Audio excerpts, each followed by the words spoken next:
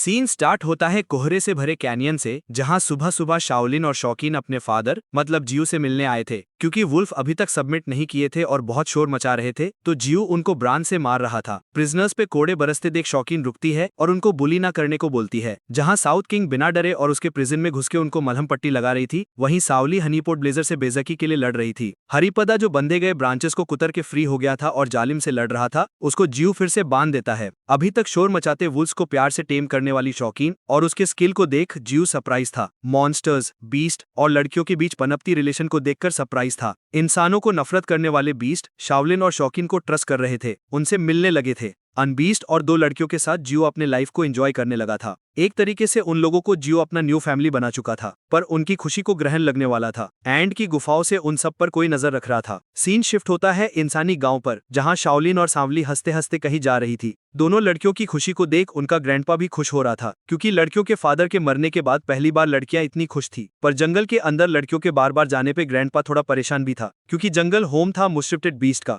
जंगल में थोड़ी देर चलकर सावली और south king Newton red fox से मिलते हैं, जो उनको जियो के पास लेने के लिए आया था। न्यूटन रेड फॉक्स लड़कियों से इतना फ्रेंडली हो चुका था कि वो अक्सर लड़कियों से मिलने गांव के आसपास आता रहता था। हंसी मजाक करके न्यूटन रेड फॉक्स पर सवार होकर दोनों लड़कियां जियो के पास जा ही रही थी कि आसमान काले बादलों से घिर जाता है और उनके सामने एक जाइजेंटिक स्नेक आ जाता है जियो के पास। जहां जियो न्यूटन रेड फॉक्स को अपने पास न पाकर सोच रहा होता है कि वो जरूर लड़कियों के पास उनको लेने के लिए गया होगा, न्यूटन रेड फॉक्स की चिंता छोड़ अपने फॉल्कन्स के साथ ज्वाइंट हनीबीज का शिकार करने लगता है। धीरे धीरे अपने अटैक रेंज में ल्यूर करता था और उनके पास आते ही अपने रूट से अटैक कर देता था। बीस्ट को मार के जियो को 156 इवोल्यूशन पॉइंट्स मिले थे, जिनको वो फर्स्ट ऑर्डर के पीक में पहुंचने के लिए यूज करने वाला था। अपने ट्री पार्ट्स को अपग्रेड करने वाला था। जियो फॉल्कन्स को थैंक्स बोलने के लिए अपना ट्राइसेफ उनको पिलाता है, क्योंकि फॉल्कन मेहनत भी बहुत कर रहे थे। फॉल्कन जियो के अंडर रहकर स्ट्रॉन्गर और पावरफुल भी हो रहे थे। देखते ही देखते फॉल्कन जियो के गाइडेंस में लेवल 7 में पहुंच चुकी थी। अब बारी जियो की थी, उसको भी स्ट्रॉन्गर बनना था। उसको हर एक रूट को इवॉल्व करना था, रूट्स को लेवल 2 में पहुंचाना था। पर हर एक रूट को लेवल 2 में इवॉल्व करना आसान नहीं था। एक ही रूट को इवॉल्व करने के लिए जियो को 100 इवोल्यूशन पॉइंट्स खर्च करना पड़ता था, और रूट की इवोल्यूशन के साथ आता था पेन। पेन ऐसा कि कोई दर्द के मारे अपना पेट गीला कर दे,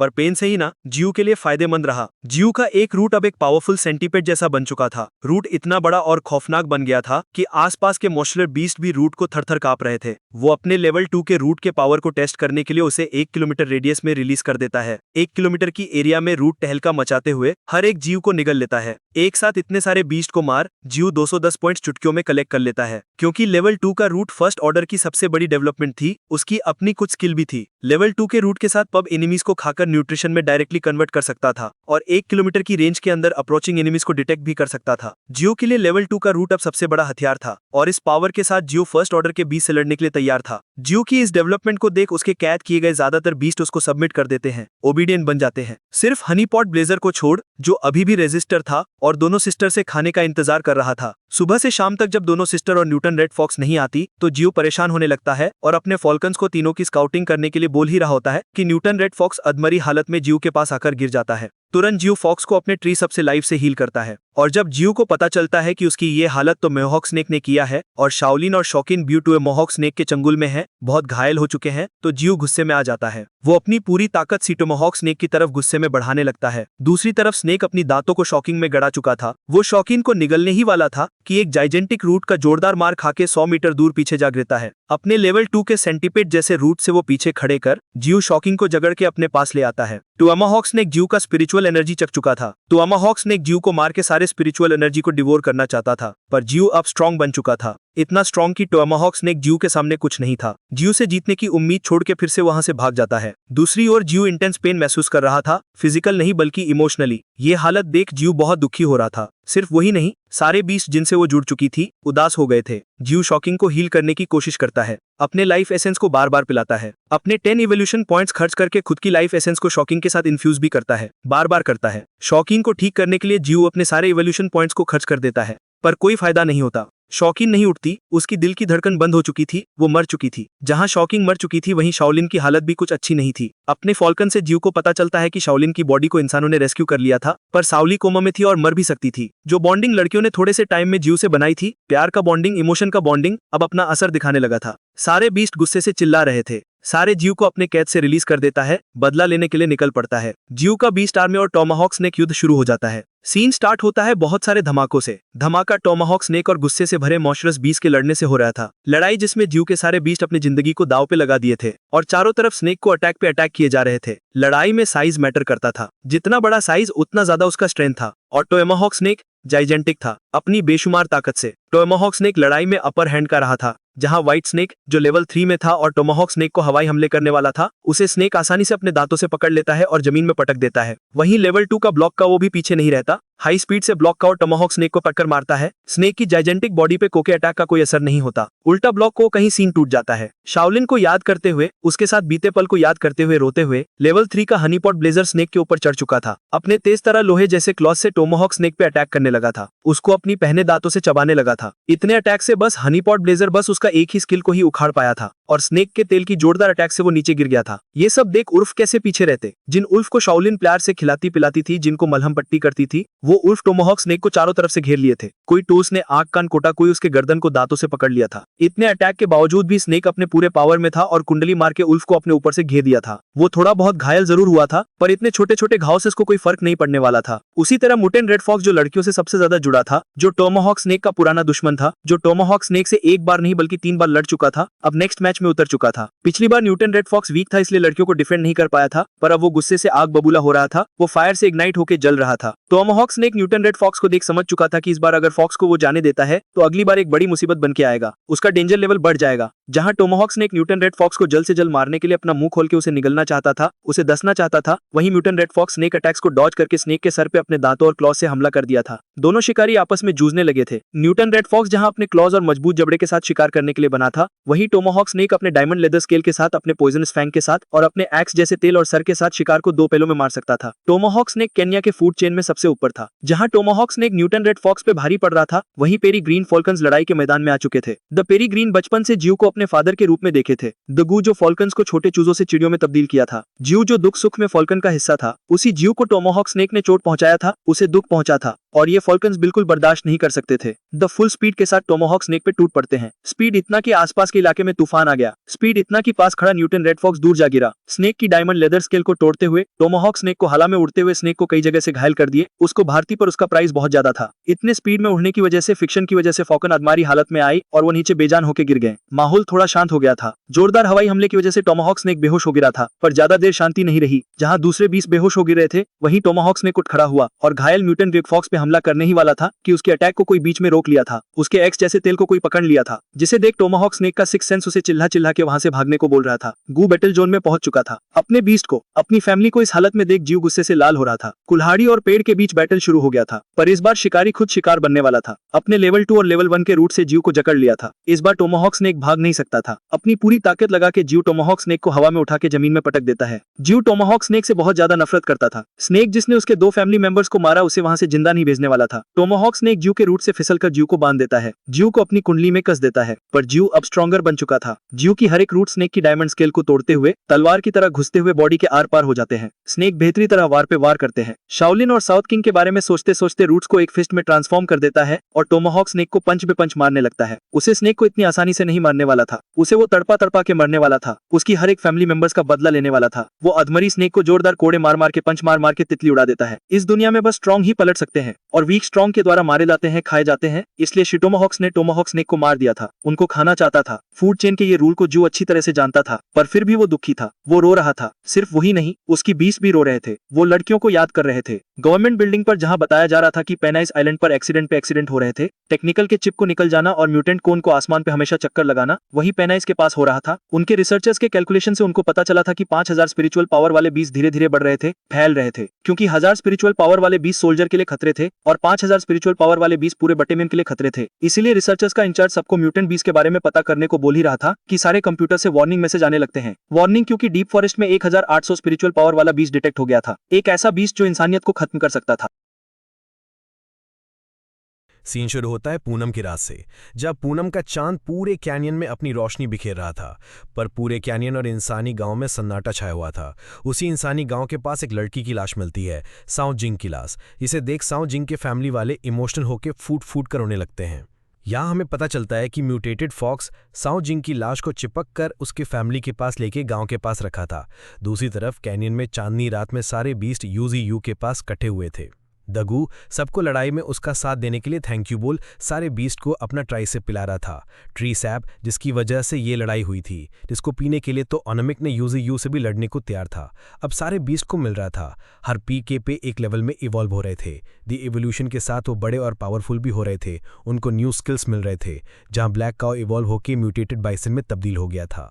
म्यूटेटेड बाइसन में बदल चुके थे, उनको एलिमेंटल एट्रीब्यूट्स मिलने लगे थे और इस उभरती स्पिरिचुअल दुनिया में एलिमेंट पावर ज़रूरी भी थे क्योंकि यूजी यू के पास भी एलिमेंट्स पावर थे।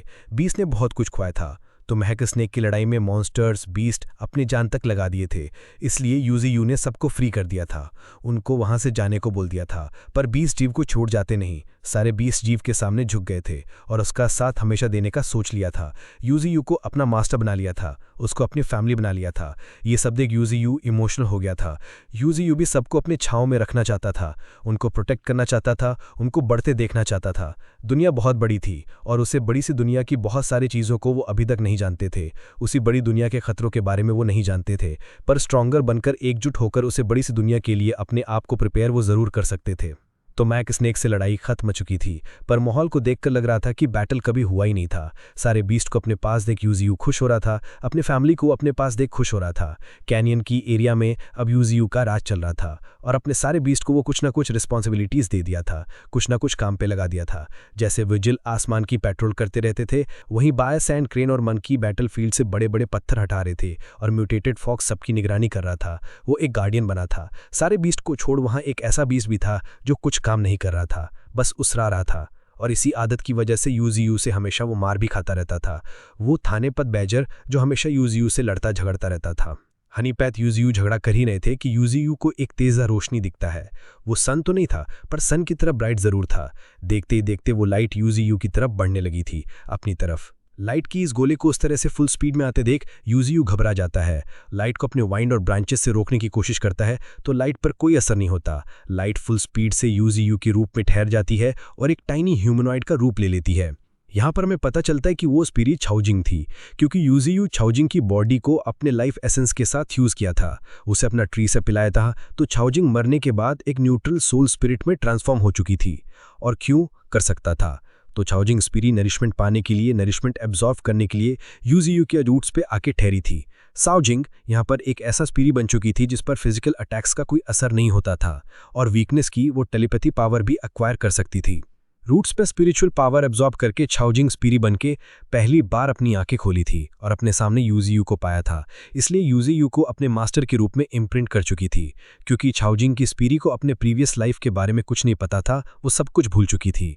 तो यूजी यू छाओजिंग को अपडेट करता है और उसे फिर से छाओजिंग के नाम से बुलाने लगता है। यूजी यू प्रॉमिस करता है कि इस बार वो हमेशा उसकी प्रोटेक्शन करेगा, उसे पावरफुल बनाएगा। जहाँ यूजी यू और छाओजिंग बातचीत कर रहे थे, वहीं हनीपैथ छाओजिंग की स्पिरिट को देख नहीं पा रहा था।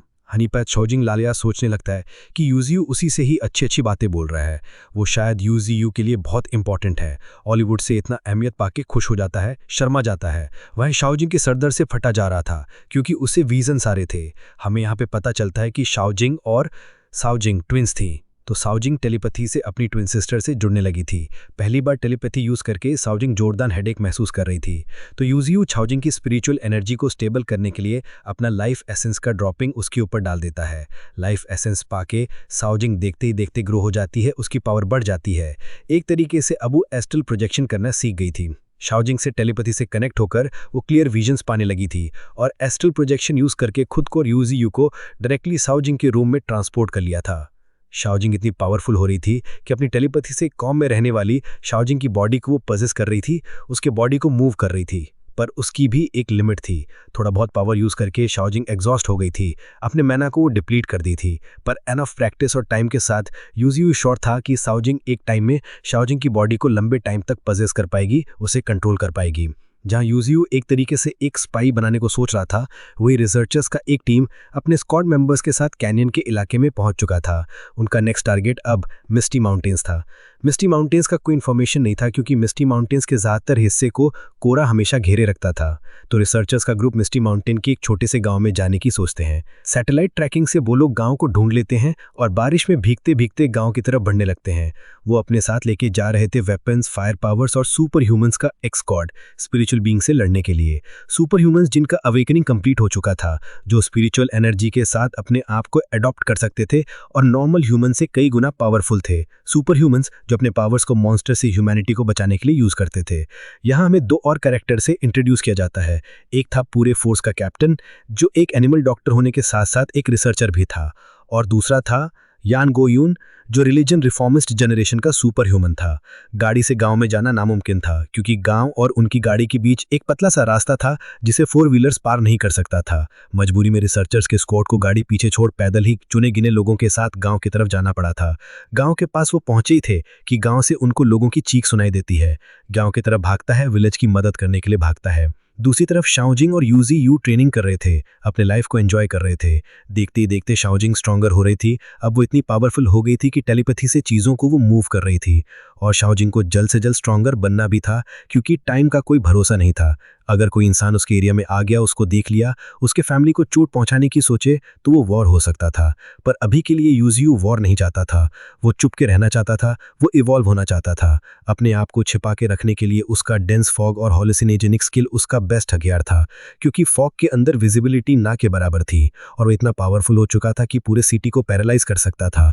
अच्छी तरह से जानता था कि वो होते होते उसके बीस्ट फॉग के आदी हो जाएंगे, लोग अपने आप को एडॉप्ट कर लेंगे।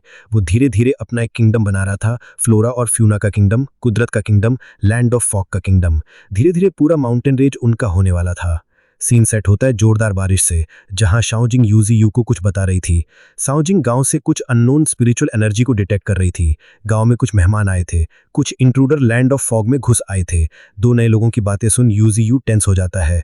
वो उन अननोन लोगों के अननोन डेंजर के बारे में सोचने लगता है। यूजी यू उन लोगों के बारे में और ज्यादा इंफॉर्मेशन जानना चाहता था, उनके नंबर्स के बारे में जानना चाहता था, उनके गाँव में आने की रीजन के बारे में जानना चाहता था। पर इससे पहले कि अपने टेलीपैथी से और कुछ बता पाए और कुछ इन्फॉर्मेशन ला पाए, शाओजिंग के पास शाओजिंग के बारे में विजन्स आने लगते हैं और शाओजिंग के बॉडी से अपना कंट्रोल खो देती है। हमें यहाँ पे पता चलता है कि शाओजिंग की बची कुची सोल अब शाओजिंग की स्किली के साथ मर्ज हो रही थी। शाओजिंग इससे सफर कर रही थी।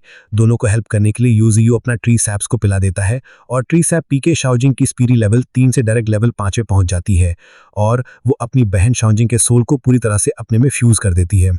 शाओजिंग और शाओजिंग अब सिंगल सोल बन जाती हैं। दूसरी तरफ यानगो यून गांव में पहुंच चुका था और शाओजिंग के बॉडी के सामने था।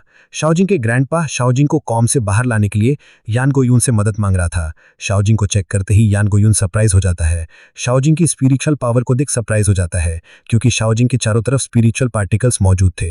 वो एक अवेकनर थी और फायर एफिनिटी के एट्रीब्यूट्स पजेस करती थी। वो यून समझ चुका था कि शाओजिंग उनमें से एक नेचुरलर थी। प्रॉपर ट्रेनिंग और प्रैक्टिस के साथ शाओजिंग स्पिरिचुअल ट्रेनिंग में ऊंचाइयों तक पहुंच सकती थी। तो शाओजिंग को ठीक करने के लिए, रिकवर करने के लिए यानगो यून चुपके से शाओजिंग को एक पोशन पिला देता है। पोशन जो आसपास के इलाके से स्पिरिचुअल एनर्जी को एक्सट्रैक्ट कर सकती थी और पेशेंट को 1-2 दिन में हील कर सकती थी। पोशन पीते ही चारों तरफ से एनर्जी पार्टिकल्स शाओजिंग को घेर लेते हैं और एक एनर्जी का पिलर धमाके के साथ काली अंधेरी रात को चीरते हुए आसमान की तरफ निकल पड़ती है। शाओजिंग अब अवेकन हो चुकी थी। अपने स्पिरिचुअल लेवल में अवेकनिंग के साथ साथ कॉम से भी वो बाहर आ चुकी थी। जहां शाओजिंग के उठने की खबर से फैमिली खुश हो रही थी, यानगो यून कंफ्यूज था। वो अपने पूरे लाइफ में किसी पेशेंट को इतनी जल्दी कॉम से रिकवर होते नहीं देखा था। हमें यहाँ पे पता चलता है कि शाओजिंग ट्री के लाइफ एसेंस पी के शाओजिंग की सोल के साथ पूरी तरह फ्यूज हो चुकी थी। अब वो शाओजिंग को पूरी तरह पजेस कर रही थी। शाओजिंग के बॉडी में रहकर यूजी यू की जासूस बन चुकी थी। पूरा स्क्वाड अब गांव में पहुंच चुका था। पूरा गांव शाओजिंग के होश में आने की खुशी में रिसर्चर्स के स्क्वाड को धूमधाम से स्वागत कर रहा था। पूरा गांव चहल पहल से भर चुका था।